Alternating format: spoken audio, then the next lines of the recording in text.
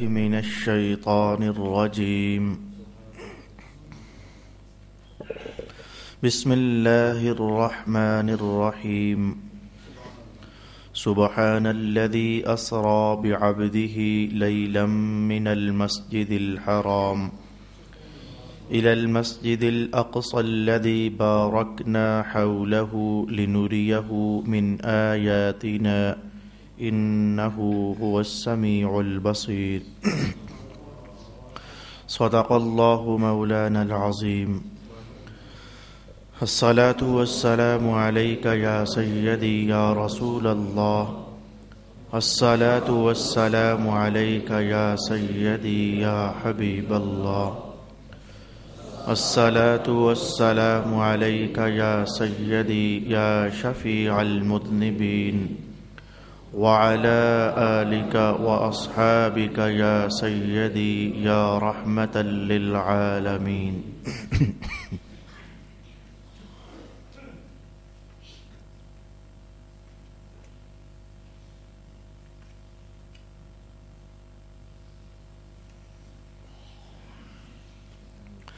رسول پاک صلی اللہ علیہ وآلہ وسلم کے سفر معراج کو قرآن حکیم نے ایک حصہ جو سورہ اسراء میں بیان فرمایا ہے، اس پر گفتگو کرتے ہوئے ہمارا تسلسل کچھ یہاں پہنچا تھا.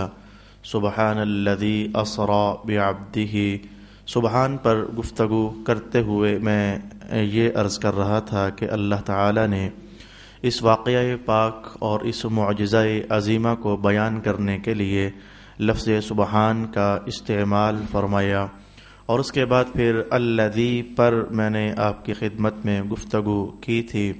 ائمہ تفسیر نے اپنی اپنی بصیرت، اپنی اپنی توفیق کے مطابق یہاں قلم حرکت میں دیے ہیں، اور جو نکات انہیں اللہ کی توفیق سے میسر ہوئے انہوں نے ارشاد بھی فرمائی ہیں. بعض وہ ائمہ تفسیر جنہیں اللہ نے یہ بھی توفیق عطا فرمائی کہ قرآن سمجھنے میں وہ حقائق نفس الامری کو بھی ساتھ جوڑتے ہیں.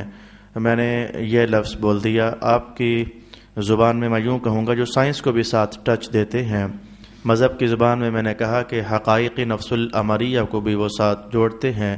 تو انہوں نے بھی اس واقعہ کے بیان میں کچھ اپنی حاصل ہوئی توفیقات کا اظہار کیا. مثلا میں ایک بات ان کی کہنے کے بعد اپنے اگلے سفر کی طرف بڑھ جاؤں گا. بعض ائمہ تفسیر نے ارشاد فرمایا کہ ابھی تک یہ خبر ہمارے پاس پہنچ چکی ہے کہ آج کا ترقی یافتہ انسان چاند تک پہنچا ہے، اور اپنے راکٹس استعمال کر کے، خلائی شٹلز استعمال کر کے وہ جیسے تیسے بھی وہ چاند پر پہنچا، اور یہ خبر بھی ہم انسانوں نے پڑھ لی اور پا لی کہ وہ وہاں سے مٹی بھی لے کر آیا. لیکن اس کے بعد کیا ابھی کوئی اور سیارہ مسخر ہوا یا مسخر نہ ہوا، یا پھر کیا یہ سیارے مسخر کرتے کرتے انسان کیا آسمانوں تک بھی، آسمانوں کے پار تک بھی گیا یا نہ گیا؟ ابھی تک کوشش جاری ہے لیکن کوئی اگلی خبر نہیں آ سکی. تو ان ائمہ تفسیر نے ارشاد فرمایا کہ پھر جو ہم نے ابھی تک سیکھا وہ تو یہی نکلا کہ مٹی سے بنا ہوا انسان اڑنے لگ گیا، اڑتے اڑتے وہ چاند پر جا پہنچا، وہاں سے وہ مٹی کے ڈھیلے بھی بطور نمونہ اٹھا کر ساتھ لے آیا، لیکن اس سے تجاوز تو نہ کر سکا. انہوں نے اس بات کو بنیاد بناتے ہوئے اس بات کو گھمایا پھرایا اور حضور رحمت عالم کی گلی میں کھڑا کر دیا، اور کہنے لگے یہ دیکھ لیجئے، بس یہی فرق ہوتا ہے مٹی سے بنے ہوئے انسان میں اور نور سے دھلے ہوئے انسان میں. جو مٹی سے بنا ہوا ہوتا ہے وہ مٹی سے تجاوز کر کے اوپر کے منازل تک نہ پہنچ سکا، اور جو بنا ہی اللہ کے نور سے ہے وہ چاند بھی پیچھے چھوڑ گیا، وہ سورج بھی پیچھے چھوڑ گیا، وہ ساتوں آسمان بھی پیچھے چھوڑ گیا، وہ سدرۃ المنتہا بھی پیچھے چھوڑ گیا، اور وہ دیکھو وہ اللہ کے نور تک جا پہنچا ہوا ہے.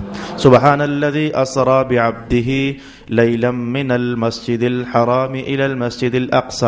کیونکہ ہمارے پاس سننے کے لیے اور سیکھنے کے لیے بہت سارا مواد ہے، اس لیے میں نہیں چاہتا کہ کچھ زیادہ تبصرات ان پر کرتے ہوئے تو اپنا وقت استعمال کروں.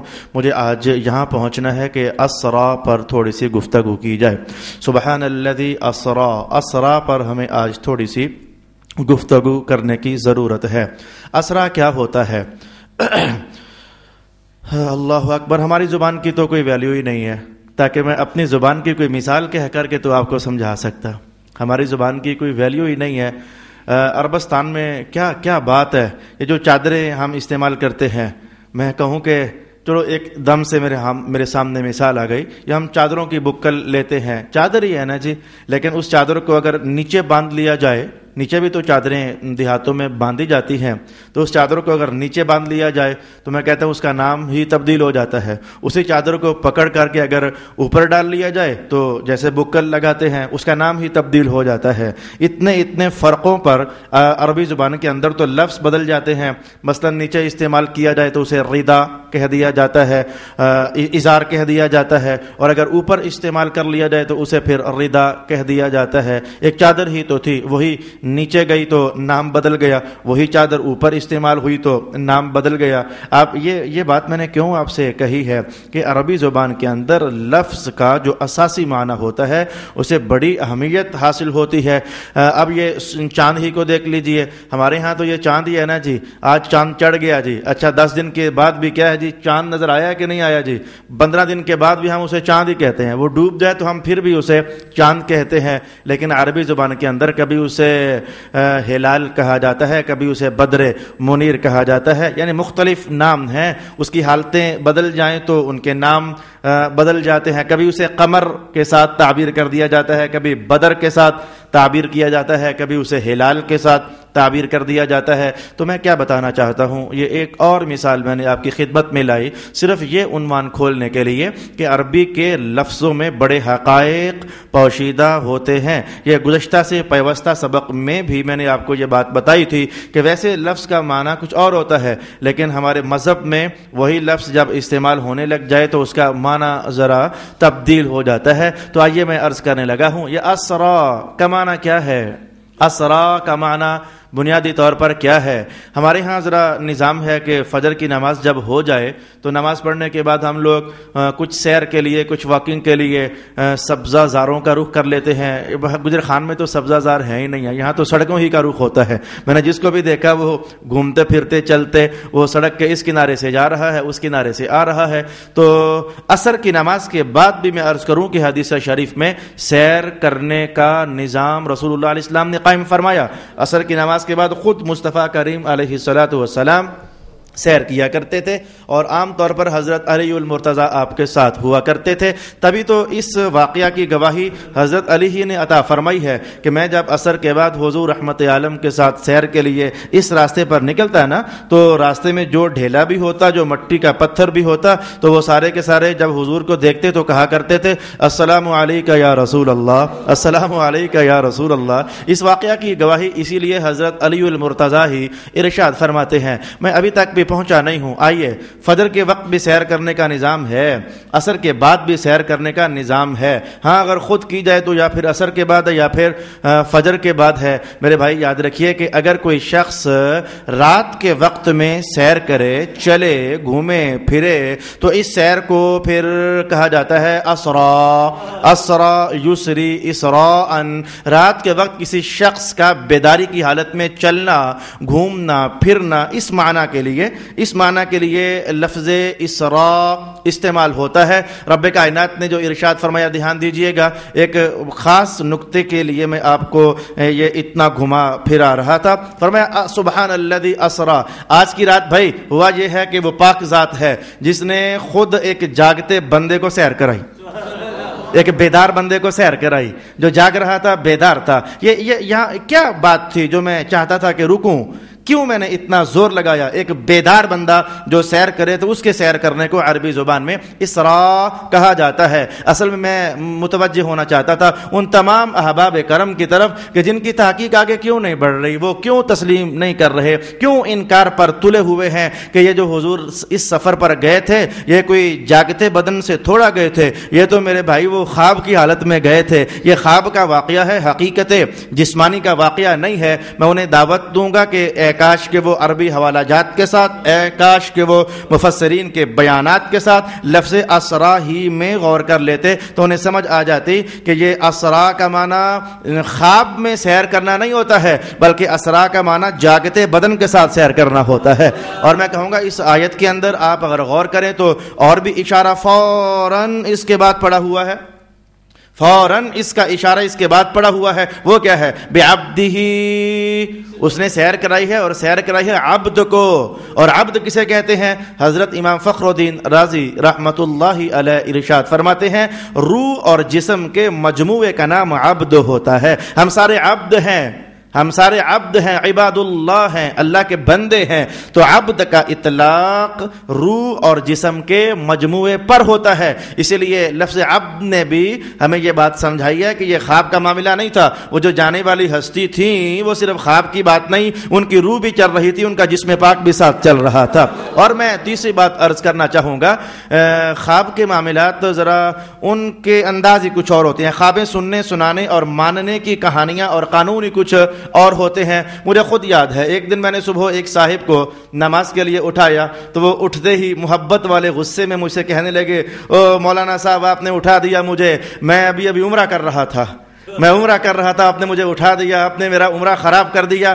میں بھی گیا کہ یہ بھائی تو بستر پر لیٹا ہوا ہے، یہ عمرہ تو کیوں کر رہا تھا؟ آپ بھی سمجھ گئے کہ اس کا معنی کیا تھا۔ میں تو خواب میں مکہ شریف پہنچا ہوا تھا، عمرے کے لیے طواف ہو رہے تھے، تو آپ نے مجھے بیدار کر دیا، میرا سفر آپ نے خراب کر دیا۔ جب انہوں نے کہا نا کہ عمرہ کر رہا تھا، میں نے کہا اٹھنا نماز پڑھ، ادھر بھی اجر ہے اللہ کا، تو نماز پڑھ، وہ عمرہ چھوڑ۔ لیکن میں نے یہ نہ کہا جھوٹ بول رہا ہے تو عمرے کے لیے کہاں پہنچ گیا، تو بستر پر لیٹا ہوا ہے۔ میں نے انکار نہ کیا، کیونکہ خوابوں کا انکار نہیں کیا جاتا ہے۔ خوابوں میں تو کوئی بندہ نہ جانے کہاں سے ہو کر کے تو واپس آ جایا کرتا ہے۔ خواب کی انہونی بات بھی تسلیم کرنے میں کوئی دشواری نہیں ہوا کرتی ہے۔ کیا آپ کئی بار خوابوں میں بڑی دور سے ہو کر نہیں آ گئے ہو؟ کیا آپ نے خوابوں میں کئی بار کچھ ایسا نہیں دیکھا ہے جو ویسے ہوتا نظر نہیں آتا ہے؟ تو میاں خواب کی حقیقت کچھ ایسی ہوتی ہے جسے بھی کہا جائے وہ انکار نہیں کرتا ہے، اور حقیقت کا معاملہ کچھ یہ ہوتا ہے کہ اگر کہا جائے اور سنایا جائے اور بات سمجھ میں نہ آئے نا تو کہنے والے انکار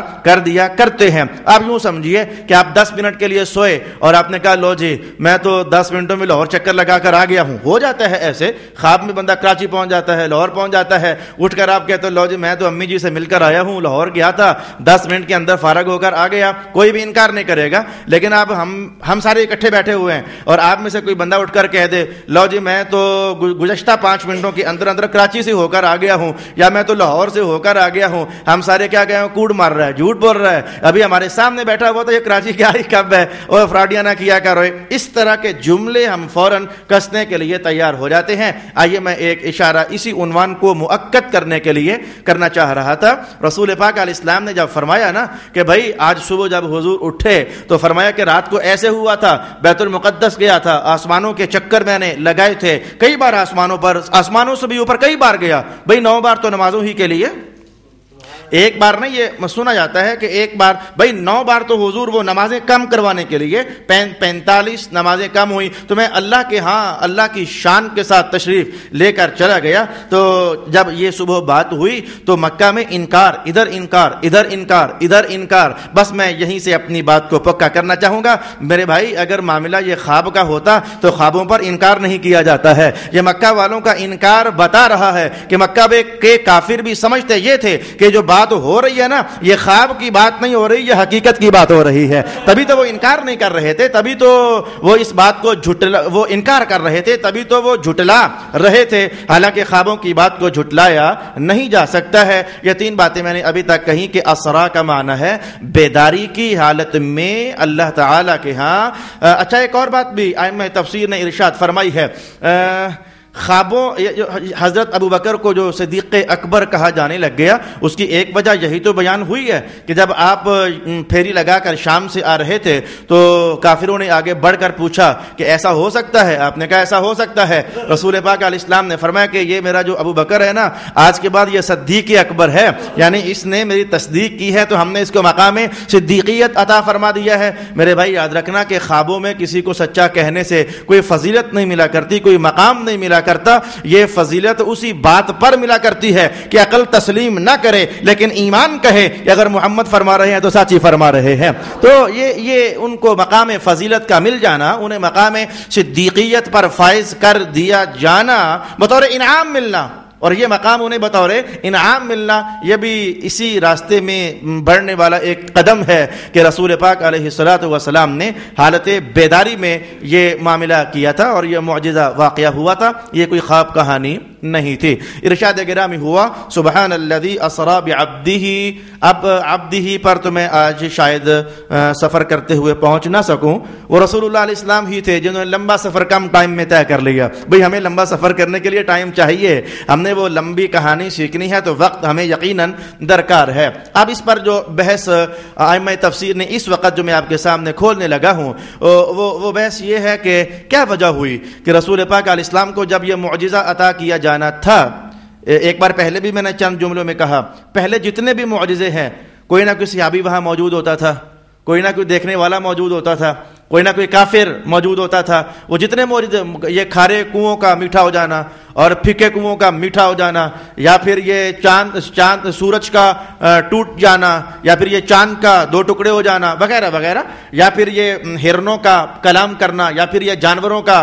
باتیں کرنا رسول اللہ سے, یا پھر یہ پتھروں کا سلام پیش کرنا, تو کوئی نہ کوئی صحابی, کوئی نہ کوئی شخص وہاں موجود ہوا کرتا تھا. لیکن یہ ایک ایسا معجزہ ہے کہ جب یہ واقعہ ہوا تو کوئی صحابی بھی ساتھ نہیں تھا, کوئی کافر بھی مشاہدہ نہیں کر رہا تھا. اللہ رب العالمین نے وقت رات کا منتخب فرمایا. اس پر ائمہ تفسیر نے بحث اٹھائی ہے کہ کیوں آخر یہ معجزہ اتنی بڑی کرامت اور شان اور عزت اور عظمت ہے حضور کی, تو اللہ تعالیٰ اسے دن کے وقت میں ظاہر فرماتا ہے نا, تاکہ زمانہ دیکھتا اور کافر بھی دیکھتے کہ رسول اللہ جا رہے ہیں, اور ان کی رفتار کا حال پھر جب یہ ملاحظہ کرتے تو سمجھتے یہ بندے کی رفتار نہیں ہو سکتی, اللہ کے نبی ہی کی رفتار ہو سکتی ہے. ایسا کیوں نہ ہوا کہ اللہ رب العالمین نے اس معجزہ کو دن کے وقت میں ظاہر نہ فرمایا, بلکہ اس کے ظاہر کرنے کے لیے رات کا وقت منتخب کیا گیا. میں کہوں گا کہ سب سے پیاری وجہ, سب سے مضبوط وجہ, جس کے بعد میں باقی 11 وجوہات بیان نہ بھی کروں, ائمہ تفسیر نے 12 وجوہات لکھی, میں کہوں گا سب سے مضبوط جس کو سن کر ایمان تازہ ہو جاتا ہے, میں سب سے پہلے وہی آپ کی خدمت میں کہنا چاہوں گا کہ رسول اللہ علیہ السلام کو رات کے وقت میں خفیہ چھپا کر اللہ رب العالمین نے لوگوں کی نظروں سے بچا کر یہ معجزہ عطا فرمایا. بھائی آئیے ہم سورہ بقرہ کے پہلے الفاظ پڑھنا چاہیں گے. رب کائنات نے ارشاد فرمایا کہ الف لام میم ذالک الکتاب لا ریب فیہ ھدی للمتقین الذین یؤمنون بالغیب. بس آگے نہیں جانا. الذین یؤمنون بالغیب. ایمان اور تقوی اس شے کا نام ہے کہ حضور فرمائیں کہ رب ہے, غائب دیکھا نہیں ہے, لیکن یہ سارے مان جائیں کہ رب ہے. ایمان اس شے کا نام ہے, ایمان کامل اس شے کا نام ہے. حضور فرمائیں جنت ہے, دیکھی نہیں ہے انہوں نے, غائب ہے نظروں سے, لیکن یہ مان جائیں کہ سونے محبوب آپ فرماتی ہیں تو ہے. حضور فرمائیں کہ دوزخ ہے, انہوں نے دیکھا نہیں ہے, غائب ہے نظروں سے, لیکن یہ مان جائیں کہ ہاں جی دوزخ ہے. حضور فرمائیں کہ ایک پل صراط بھی ہے, وہ بال سے باریک ہے, تلوار سے تیز ہے, اتنا بڑا ہے, اتنا اونچا ہے, تو انہوں نے دیکھا نہیں ہے, لیکن ان کے اندر سے آواز آئے کہ مصطفیٰ جان رحمت فرما رہے ہیں تو ہے. یہ جو نہ دیکھی ہوئی چیزوں کو مان لینا, ان پر ایمان لے آنا, یہ ایمان کامل کی نشانی ہوتی ہے. کافر لوگ یہی تو شور ڈالا کرتے تھے کہ ایسا رب ہے جو نظر نہیں آتا. رب تو وہ ہے جو نظر آتا ہے. وہ سامنے پڑے ہوئے بتوں کو رب تصور کرتے, وہ نظر آتے ہیں. جو نظر نہ آئے ان کی دلیل یہ تھی کہ وہ رب ہی نہیں ہو سکتا. رب کائنات, کئی بار انہوں نے کہا نہیں ہے کہ جہرتن ہمارا رب ہمارے سامنے کیوں نہیں آ جاتا تاکہ ہم دیکھیں تو کہیں یہ ہے ہمارا رب. قرآن حکیم کا بیان. تو میرے بھائی جو بات میں کہنے والا تھا, غیب کو ماننا, غیب پر ایمان لانا, اندیکھی شے کو مان لینا, یہی تو اصل میں رسالت کی تصدیق ہے. یہی تو رسول اللہ کی زبان کو سچا جاننا ہے. اب تمام معجزات جتنے بھی واقعہ ہوئے, کوئی نہ کوئی دیکھنے والا تھا, وہ دیکھ کر ماننا تو میں کہوں گا کہ بڑا آسان ہوتا ہے. اگرچہ کافروں کی قسمت پھوٹی, وہ پھر بھی دیکھ کر بھی اس کو جادو ہی کہتے رہے اور حضور کو جادوگر ہی کہتے رہے, لیکن اہل سعادت تو مانتے رہے نا. پھر بھی دیکھ کر ماننا ہوتا آسان ہے, اگرچہ ذرا تعجب ہو جاتا ہے کہ یہ کیسے ہو گیا. انگلیاں مبارک, پانی ان میں سے ٹپکنے لگ جائے, دیکھ کر جان تو لیا نا کہ انگلیوں سے پانی نکلا, اگرچہ تعجب ہے یہ کیسے ہوا. اسی کا نام تو معجزہ ہے. بھئی عاجز کر دینے والا, معجزہ عجز سے بنا، جس کو دیکھا جائے تو انسانی عقل عاجز آ جائے، یہ کیسے ہو گیا؟ انسان سمجھے یہ نہیں ہو سکتا، اسی لیے تو حضور کی ایسی شانوں کو معجزہ کہا جاتا ہے۔ تو باقی سارے معجزے تو دیکھے تھے، اب رب کائنات نے چاہا کہ ایک ایسا معجزہ بھی ہونا چاہیے جو ان سب سے بڑا ہونا چاہیے، لیکن وہ سارے کا سارا غائبانہ ہونا چاہیے۔ اب ترازو رکھا جائے گا، اب چلے گا نا پتہ کہ مصطفیٰ جان رحمت کی تصدیق کون کرتا ہے اور تکذیب کون کر دیتا ہے۔ اس لیے رب کائنات نے رات کا وقت منتخب فرمایا، اور پھر وہ بھی رات کا بڑا قلیل ترین وقت، تاکہ شک شبے اور بڑھ جائیں اور امتحان اور کڑا ہو جائے۔ بھائی اگر ساری رات حضور غائب رہتے مکہ سے تو کوئی تو بیدار ہوتا، کوئی تو اٹھتا، جہاں حضور لیٹے تھے کوئی تو انہیں آگے پیچھے دیکھتا، کہاں ہے رسول اللہ، کہاں ہے رسول اللہ، کوئی تو بات ذہن میں آتی کہ آج ادھر نہیں تھے، بات کہیں تو آگے بڑھتی، ذہن کہیں تو مارچ کرتا، لیکن نہیں، ایک رات کو اور پھر لیلن قلیل ترین حصے میں بات کا ماننا اور مشکل ہو گیا۔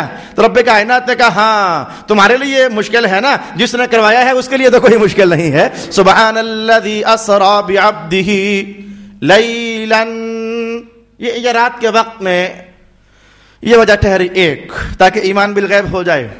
اور اگر آپ میں سے سارے ایسے ہیں تو میں کہوں گا ایک بار ہم کہیں گے مولا تیرا شکر ہے تو نے ہمیں حضور کی ہر شان ماننے کی توفیق اور سعادت عطا فرما دی ہے، ایمان بالغیب کی تو نے ہمیں توفیق اور سعادت میسر فرما دی ہے کہ ہم ماننے والوں میں ٹھہرے، انکار کرنے والوں میں نہ ٹھہرے۔ الحمدللہ علی ذالک۔ آئیے میں دوسری وجہ آپ کی خدمت میں بیان کرنا چاہوں گا۔ رات کے وقت کے بارے میں ایک رائے یہ بھی قائم کی گئی کہ رات کو شرافت زیادہ حاصل ہے، ایک دن کا وقت ایک رات کا وقت، رات کے وقت کو شرافت زیادہ حاصل ہے۔ مثلا میں قرآن حکیم سے اگر یہ آواز اٹھاؤں تو میں یوں کہنے لگا ہوں، راتوں کی دنیا میں ایک رات کو رب کائنات نے فرمایا ہے یہ 1000 مہینے سے بھی افضل ہے، ذہن فوراً پہنچ گیا۔ لیکن دنوں میں ہے کوئی دن ایسا کہ جس کے بارے میں حضور نے فرمایا ہو یا قرآن نے فرمایا ہو یہ ایک دن ہے لیکن یہ ایک دن 1000 مہینوں سے بھی افضل ہے کوئی ایسا دن؟ آپ کا ذہن فوراً جان گیا ہاں جی رات کے لیے کچھ مزید فضیلت ہے، کچھ مزید شرافت ہے۔ میں اسی ایک بات کے ساتھ 2-3 باتیں یوں اور جوڑ دوں گا کہ وہ 4 باتیں اکٹھی ہو جائیں گی۔ بھائی یہ دیکھیے ہمارے مذہب میں، ہمارے اسلام میں یہ جو جنتری ہے اور ڈائری تیار ہوتی ہے، اس میں ڈیٹ کا بدلنا، تاریخ کا بدلنا، یہ سورج غروب ہونے کے فوراً بعد جب رات شروع ہوتی ہے نا تو ہمارا مہینہ بدل جاتا ہے، ہماری تاریخ بدل جاتی ہے اسلام کے حوالے سے۔ ویسے تو ہمارا نظام جو مروج ہے وہ تو دن کے طلوع ہونے پر ہے، لیکن میں اسلامائزیشن کے حوالے سے عرض کرنا چاہتا ہوں کہ رات دن سے پہلے ہوا کرتی ہے اور دن رات کے بعد ہوا کرتا ہے۔ اس کو اگر قرآن میں پڑھنا چاہو تو ارشاد گرامی ہوا وَجَعَلْنَا اللَّيْلَ وَالنَّهَارَ آیَتَيْنِ، یہ دن اور رات، لیکن پہلے رات کا حوالہ دیا وَجَعَلْنَا اللَّيْلَ، ہم نے رات کو اور دن کو نشانی بنا دیا، وَسَخَّرَ لَكُمُ اللَّيْلَ وَالنَّهَارَ، اس اللہ نے رات بھی مسخر کر دی تمہارے لیے اور دن بھی مسخر کر دیا تمہارے لیے۔ تو محسوس ہوا کہ رات چونکہ اصل ہے وقت میں، چند دن پہلے کی بات ہے، آپ کو ذہن میں اگر ہے تو جمعرات کا درس قرآن تھا، میں نے کہا تھا میرے پاس دلیل میں کوئی حوالہ نہیں ہے، البتہ مفسر کا حوالہ ہے کہ ایک ہے دن اور ایک ہے رات، دن کو دوزخ کے ساتھ نسبت ہے اور رات کو جنت کے ساتھ نسبت ہے، اور پھر دن کے دوزخ کے ساتھ نسبت ہونے پر میں نے حوالہ آپ کی خدمت میں حدیث کا پیش کیا تھا، مثلا وہ حدیث پاک جس میں رسول اللہ علیہ السلام نے فرمایا کہ ظہر کی نماز کو گرمیوں میں ذرا ٹھنڈا کر کے پڑھا کرو، فَإِنَّ شِدَّةَ الْحَرِّ مِنْ فَيْحِ النَّارِ أَوْ مِنْ فَيْحِ جَهَنَّمَ أَوْ كَمَا قَالَ رسول اللہ صلی اللہ علیہ وسلم۔ حضور فرمایا کرتے تھے کہ یہ دن کی جو شدت والی گرمی ہے یہ دوزخ کا وہ بھاپ ہوتا ہے جو کہ وہ تپنے پر وہ نکلتا ہے، تو یہ وہ ہوتا ہے، تو ظہر کی نماز کو ذرا ٹھنڈا کرو اور دیر سے تاکہ یہ دوزخ کا بھاپ جو ہے نا یہ دائیں بائیں آگے پیچھے ہو جائے، پھر نماز کو ادا کیا جائے۔ تو چونکہ رات کا وقت اصل ہے، رات کے وقت کو جنت کے ساتھ نسبت ہے، یہ دوسری وجہ یا تیسری وجہ، اور ساتھ ہی میں نے کہا کہ چوتھی وجہ ہے جو کہ ائمہ تفسیر نے بیان فرمائی ہے، اور دیگر بھی انبیاء کرام ہیں جن کے ساتھ کچھ مخفی معاملات تھے، رب کائنات نے ان کے لیے بھی رات ہی کو منتخب فرمایا ہے۔ میں اس کی مثال آپ کے سامنے لانا چاہوں گا۔ حضرت ابراہیم خلیل اللہ علیہ الصلاۃ والسلام نمرود کی قوم کے سامنے تھے، دعوت چل رہی تھی، ادھر سے انکار ہو رہا تھا. وہ کوئی ان میں سے سورج کی پرستش کرتا تھا، کوئی ان میں سے چاند کی پرستش کرتا تھا. تو یہ دیکھیں رب کائنات نے ابراہیم علیہ السلام پر جب وہ عنوان کھولا، واضح فرمایا، تو جو الفاظ تھے وہ الفاظ ذرا غور کیجئے. ارشاد گرامی ہوا فلما جن علیہ اللیل رأى کوکبا قال هذا ربی فلما افل قال لئن لم يهدني ربي لاكونن من القوم الضالين. یہ الفاظ قرآن حکیم نے 7ویں سپارے میں نقل فرمائے کہ ابراہیم علیہ السلام نے جب وہ ستارے کو دیکھا، قوم کا ایک حصہ اور گروہ ایسا تھا جو کہتے تھے یہ راتوں کو چمکنے والے ستارے ہمارے رب ہیں. ابراہیم علیہ السلام نے جب رات کو ستارہ دیکھا نا تو بطور سوال کہا ہذا ربی، اسے میں اپنا رب کہوں؟ وقت گزرا، آخر ستارے کو بھی تو ڈوب جانا تھا، غائب ہو جانا تھا. جب وہ ستارہ ڈوب گیا، فلما افلا، جب وہ ڈوب گیا نا تو ابراہیم کہنے لگے کہ جو ڈوب جائے وہ خدا نہیں ہوا کرتا ہے، اور جو غائب ہو جائے وہ خود خدا نہیں ہوا کرتا ہے. نظر آئے پھر غائب ہو جائے، میاں خدا کی شان ہی کچھ اور ہوا کرتی ہے. لیکن آپ محسوس کیجئے فلما جن علیہ اللیل، معاملہ یہ بھی رات کا ہوا. اچھا میں آپ کو اور سفر آگے بڑھا دوں قرآن حکیم کا، تو آپ یہ مثال دیکھیے. حضرت موسیٰ علیہ السلام اپنی زوجہ محترمہ کے ساتھ تشریف لا رہے تھے، سردی کا موسم تھا، ٹھٹھر رہے تھے وجود، اور ایسے میں طلب تھی کہ آگ میسر ہو جائے.